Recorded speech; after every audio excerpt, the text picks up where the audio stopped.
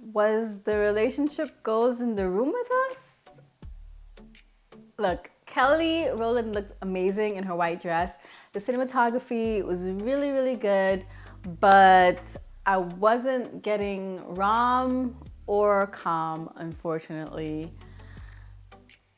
My name is Camille Hugh, and I am a writer and a filmmaker who makes romantic comedies about Black women finding their happily ever afters, which everyone can enjoy. About a year ago, I was invited to this free workshop. It was put on by the Lighthouse Theater, and there were a bunch of distributors there. There was a marketing company there. They were talking about marketing for filmmakers. So the marketing company, they were marketing this film, or ramping up to market the film called For Mothers. And in exchange for us attending the workshop and watching the movie for free, we filmmakers gave our feedback on how we would market the film. And we were giving them free ideas, essentially. You know, we were like their free consultants. Basically, the movie is about this man who's taking care of his elderly mother, and then he gets stuck taking care of her friends, and hilarity ensues. It's not really the type of film that I would watch, but I thought it was really good. I ended up enjoying it a lot. And the central character, the main character, he is a gay man, and there's a little subplot about his relationship. And we're having a conversation about whether or not we should put that up front in the marketing materials, that there was a gay protagonist in the movie, because a lot of people, presumably there would be some people, not a lot of people, they wouldn't watch the movie if they found out beforehand that there's a gay character. And I thought, yes, you should market the film.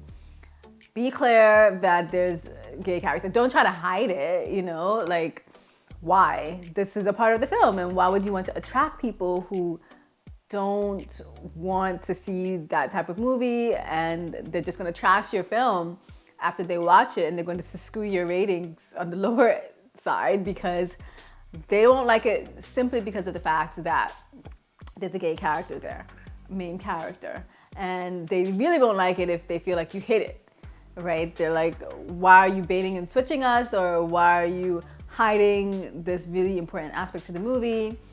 And so I didn't think it was prudent to try to recruit those views. Like, it's gonna get out anyway. I say all of that to say relationship goals hid the fact that it's a Christian-based film. And people are not liking that. I'm looking at the reviews and people are like, wait a second, I had no idea that this film was going to be about Mike Todd, his church, and his book. And I too, when I put on the movie, had no clue. I mean, I clocked it really early on because I saw that it was a Devon Franklin film. And I know who Devon Franklin is. He's a pastor. He was married to Megan Good. And so when I saw that, I was like, oh, this is a Christian film. I didn't know that. And when Mike Todd's name came up, it didn't mean anything to me. I didn't know who he was, so, you know. But a lot of people didn't like that they hid the fact that it's a faith-based film. You know, with Tyler Perry, his name is plastered on like every single piece of marketing material you know you're kind of getting. And I don't recall if Devon Franklin's name or Mike Todd's name was all over the marketing for this film. I just, in the trailer, I know that they mentioned the book, but the Relationship Goals book a bit in the trailer, but that didn't ring any bells for me. I didn't know the book either. I wasn't familiar with the book, so that meant nothing to me. And they didn't show him, Mike Todd, in the trailer, I don't believe.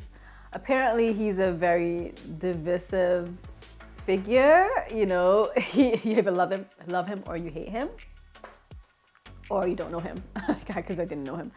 But there's that. That's the first thing with Relationship Goals, is it's a very milquetoast film, you know, because it's Christian based. Unfortunately, that's usually the case with these types of films. It's like with the Hallmark films, you know what you're in for. It's going to be very saccharine. It's not going to have any hard hitting message. It's not going to be delving into the nitty-gritty of life. It's going to be probably very surface level and cutesy and light.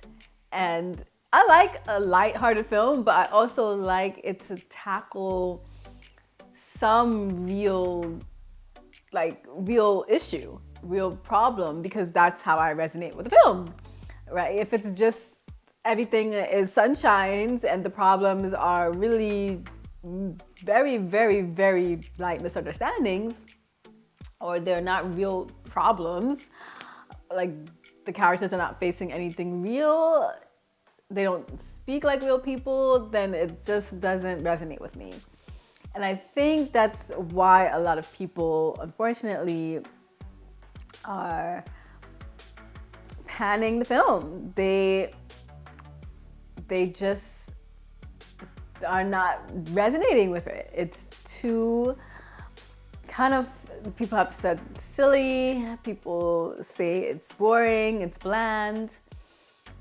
As a filmmaker, my job is to look at other films, especially in my supposed genre, and see when it hits, when it doesn't, and why, so that I can apply those lessons to my own writing and filmmaking, right? And I've seen a lot of people say the cinematography looks great. And that's probably the worst compliment you can get on your film, because that means that everything else was like not it. If people are focusing on the cinematography, that's the best thing that they can say about the film. You want them to talk about your story, your characters, not the lighting, not the wardrobe or the hair. I mean, the barometer is pretty low, right? Because people are thinking, oh, compared to the other black rom-coms, it's not a low budget film where they're shooting in an apartment with all white walls and there's no production design, in an office that's like rinky dink, right? But obviously they had a budget. They could afford Kelly Rowland and Method Man. I'm sure they're not super cheap. And it's on Amazon Prime. I think it was an original. But what beyond that is going to connect us to this story? And there was nothing. I watched it and I felt nothing. I didn't laugh. I didn't cry. I wasn't swooning. I wasn't rooting for them to be, anyone to be together. I was really questioning, where is the relationship goal here? Whose relationship is supposed to be aspirational? Because I wouldn't want a single one of these relationships. I wouldn't want to be getting back with an ex who cheated on me, who just claims that they're reformed, and nothing really that they've done has demonstrated that. That they can't live without me, or they've realized that they made such a huge mistake, or like they've tried to prove it to me. I am not a believer in spinning the block, so there's that. I wouldn't want to be in Robin Thede's relationship where she's with a professional athlete who she has to drag to the altar, who she has to give an ultimatum to and leave before he kind of comes around and proposes, and it seems like a shut up ring, right? Like, I don't really know what he has done to reflect or convince himself, or to show that he actually wants to marry me, besides just maybe missing me a little bit. Like, by the way, we've seen that trope so many times, and it doesn't normally go that way. Typically, it's after you leave them, they go and they marry the next person that they're with, proving that they just didn't want to marry you. It actually was you. And so that's a kind of dangerous message to send. And then the third relationship, which was, I don't remember the actress's name, but she kind of looks like the girl from The View, Adrienne Bailon. She starts dating more intentionally, and then she embraces being single. And so there was no relationship really to speak of. I guess the relationship with herself, that's the relationship goal? I don't know. The messaging was a little bit confusing. It didn't vibe with the title.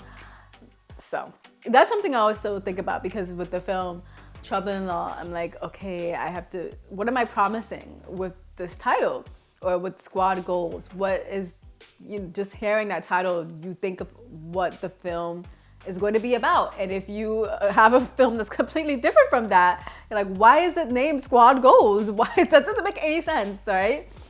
So relationship goals, I didn't see any relationship goals in the film. And besides that, there were just a lot of things that didn't resonate with me. And I always want to give credit to anyone who can write a script and put a film together. It's not easy. As someone who's done it many, many times and done 2 feature films, I know the work involved. I have the gray hair to show for it. So it's no easy feat, and props to them for getting it made, and props to Todd for writing the book and producing this commercial that's for his book. That's pretty much what it felt like it was. In this film, there was a lot of pandering. There was a lot of Todd. He seemed like one of the main characters, but I don't really know why. We got a lot of screen time with him, and obviously he produced the movie, and that was maybe one of the stipulations. I saw another reviewer post a video of him speaking to his congregation and saying that he wasn't making a film for the church. He was talking like it was going to be this, he's like, this is a real movie. It's not going to be watered down. It was totally watered down. I have to say though, I was very surprised that they had a scene where they hook up. They sleep together, Kelly Rowland and Method Man. And they don't show anything, it's like kiss, smash to them waking up the next morning in bed and her being very remorseful. But I did not expect that, actually. I thought it was going to be like a Hallmark film where they kiss at the very, very end. But it's a little bit edgier than Hallmark. Amazon Prime, I suppose. It's like Netflix. You will get a kiss in the middle of the film. Their rom-coms are not as, the parameters are not as tight, with Hallmark. Reportedly, you can't have him kiss until the very, very end. So that was a surprise with a Christian film, or a faith-based film. I didn't think you were gonna get that. It reminded me a little bit of Jumping the Broom, and I like Jumping the Broom. There wasn't, I think in the very first scene, you have her hooking up and stuff, but it wasn't that overtly like preachy, I feel like, in Jumping the Broom, as it was with Relationship Goals. Obviously, they're touting this book and that this problem, the answer to all of your problems is, doing what's in this book, and you'll find the man who's going to make you happy. And your career can't give you that, okay? And like, the messaging we've seen a billion times. And I think with a rom-com, there needs to be some new perspective, like some slant that makes it more than just this, bland love story, because you have to make it interesting. I think like Love Jones, what made it interesting was like jazzy cultural feel. We got to see something that we hadn't really seen on screen before. And with Brown Sugar, it was like the hip hop aspect, they infused that through the story. We didn't really see that in a rom-com before. Every rom-com that has become a classic has to have something new to say or some new perspective. And with Relationship Goals, I didn't get that. I didn't hear anything new, and there was no new perspective.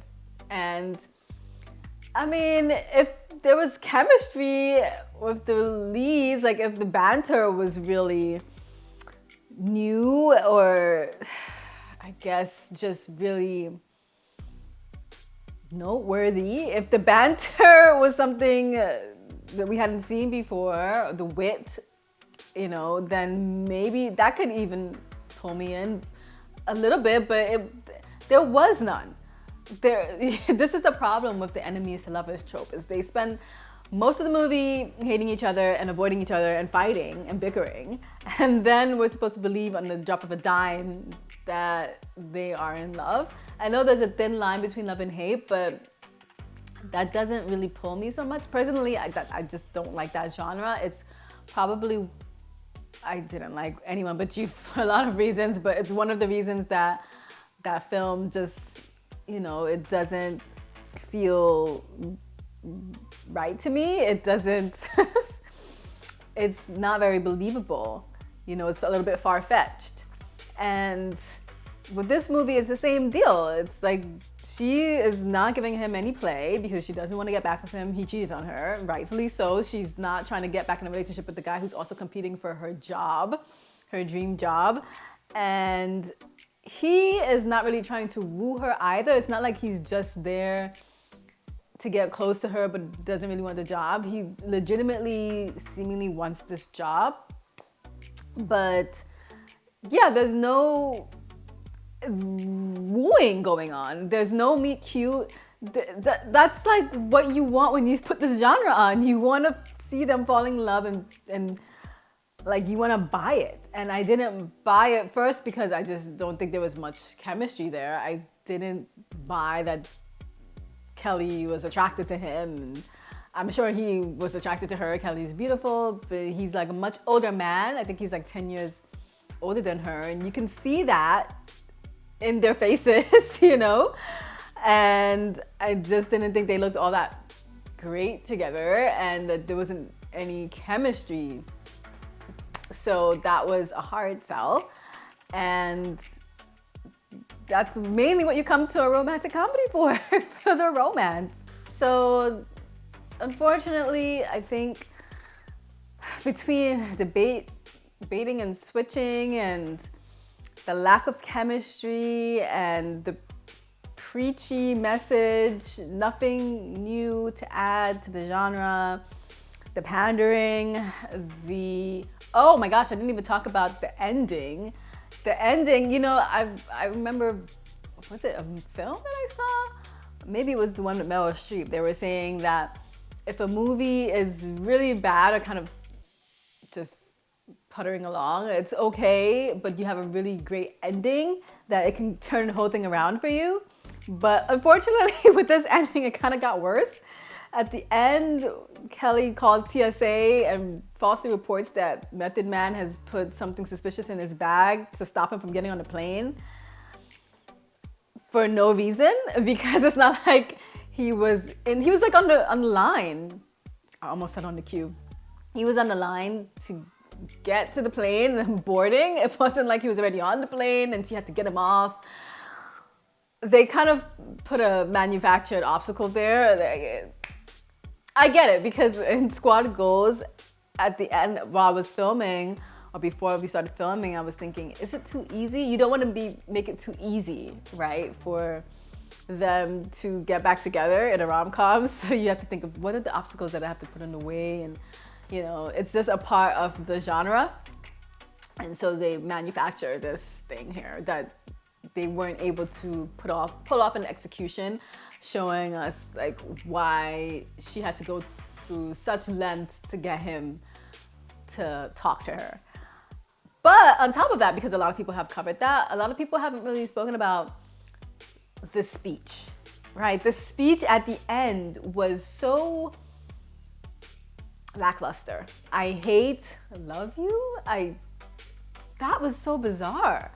I found myself thinking, what? This is not romantic at all. This is supposed to be a romantic declaration. You know, she suddenly came to the realization that she was in love with him. I don't know when that happened and why that happened. I mean, she went to visit her mom's grave and then she was like, I'm still so sad because he's gone. And then she came to the realization that she needed him in her life. I guess he brought her joy because he was a little bit silly. He was singing in the car. And what else did he do? He remembered her drink. So that's supposed to make us believe that he is the yin to her yang, I suppose. And so she was like, I have to tell him that I love him. Or really, she was just going to text him, you know, kind of poking fun. I thought that was okay. But the speech at the end was not convincing, you know, at all. And he didn't seem impressed by it either. He was like, oh, okay, I guess I can like work with that you love me. yeah, real relationship goals there. That was, I feel like they could have workshopped that a little bit more, because the ending, you know, it didn't turn everything around, sadly. And it started off with, you know, like it started off okay. There was, you could obviously tell that the actors were infusing personality into the characters, which maybe wasn't written on the page, you know, just the mannerisms, interactions between Kelly and her gay assistant, you know, how they had the little quirks and things, and you know, you're like, oh, okay, it seems like it's going to be fun and playful, and then it just disappears. It gets stripped away, and the pacing was a little bit off. Yeah, unfortunately, it's not a classic. It's not something that I would watch again, and I think a lot of people feel the same way. You know, I don't think a lot of people are going to be adding this to their Black romance classic movies, unfortunately. What else did I want to say? Oh, I thought it was so funny, the part where they're like, oh, we're about to be stranded. There's like bad weather headed our way. And you look outside and it's completely sunny. My husband was in the room while I had the movie on, and he pointed that out to me. He's like, wait, what? They're talking about bad weather, and you look in the background and it looks completely sunny and bright out. You're like, what? I thought that was unintentionally funny. They didn't, I don't think, put it in there. I don't think they put it in there for it to be a joke. But yeah, the jokes, they could have probably punched up the script a little bit more. And that's, I was doing that on the fly while I was filming Squad Goals. I was like, you know, the day we get to film, I'm like, the script has changed a little bit. I've added some jokes, we're punching it up, because you like when you're making, you're creating art in real time, and you're realizing, oh, maybe I need to add a little bit more jokes or more obstacles, or, you know, like that's what it should be. You should constantly be trying to make the film better. And I am a bit of a perfectionist, and I know some people who, they've been working on a story for eons. They can't get it out because they're constantly tweaking and tweaking and tweaking, and that's not good either. But you want to be making it better for your audience. I always have you guys in mind, and what type of movie I want to see. I want it to be, you know, like tweaked to death, where it's in a good way. It's like I'm making it better constantly until like I have to just get it out there and then let it go. But yeah, they could have worked on it a little bit more. I think they could have developed the story a little bit more. There could have been less Mike Todd in it. They could have really worked on the pacing. We spent a lot of time with the side characters. I don't necessarily know why. Like a lot of time with them. You know, with the girl, we see her bringing the gay assistant to her family's house, pretending to be a boyfriend. Like, I don't know that we necessarily needed that. That was time that we could have spent on seeing Method Man actually wooing Kelly, pursuing her. You can't just put two people in a room and eventually they wear each other down. You know, they just like each other just because of the proximity. They're just, without anything, you know, actively occurring. You know, just them, I guess, talking to each other was supposed to be how they fall in love. But I think in this case where he cheated on her, we needed to really show versus tell that he was a reformed man. Because, you know, they say once a cheater, always a cheater. So it's like, and then the one little nugget that they do give us about him, because we don't really get much of anything to do with him and, you know, what his backstory is. We get him receiving a text in the car from a woman, and she's convinced he's still a player because of it. And he doesn't really refute it hard enough, in my opinion. You know, like maybe there should have been something for him to prove that he was reformed. Maybe he was tempted. Like the themes were a little bit all over the place, because he rescinds his application from the job. He's no longer in the running because he takes himself out of the running for the job, which also made her getting the job feel very, very easy, not well earned. You know, it was like anticlimactic. She gets it by default, and like the whole thing was that like he really wanted the job, and it was, I didn't actually feel the competition. I did not care if she got the job or not. I mean, there was that. I don't know how they could have made us care more whether or not she got the job. But him just taking himself out of the running definitely made me care even less, because it wasn't earned. Would he have gotten a job if he had stayed in the running? I mean, I get that he's supposed to be sacrificing this thing that he also really, really wanted because he loves her, I think, or maybe he just felt really bad that he cheated on her and now he's going for the job that she really wants, and you're just not realizing that. It's maybe if they could have flipped it where it's like his intention all along. Maybe he could have admitted to her that his intention all along was just to come there to spend time with her, and that he didn't care about the job. I don't know if that would even made it better, because then it's like, you are making me do all this extra work and having to prove myself, and just making me go through all these unnecessary feelings just because you want to be with me. Like, that's also manipulative. So I don't know how they could have really massaged this premise for it to work for me. Maybe the premise is just flawed to begin with. Anyways, that's my take on relationship goals. I'd love to know what you think about it. Again, kudos to the team for pulling off the film, for making it, getting it done, and getting it distributed, and a lot of people are watching it, even if it's just the one time. But, they created something, right? And I don't like to review films that I don't love, because it feels like you're kind of crapping all over another filmmaker and creator. And gosh, I rue the day that someone would be reviewing my films and maybe not liking certain aspects. Hopefully they'd be reviewing it and loving it.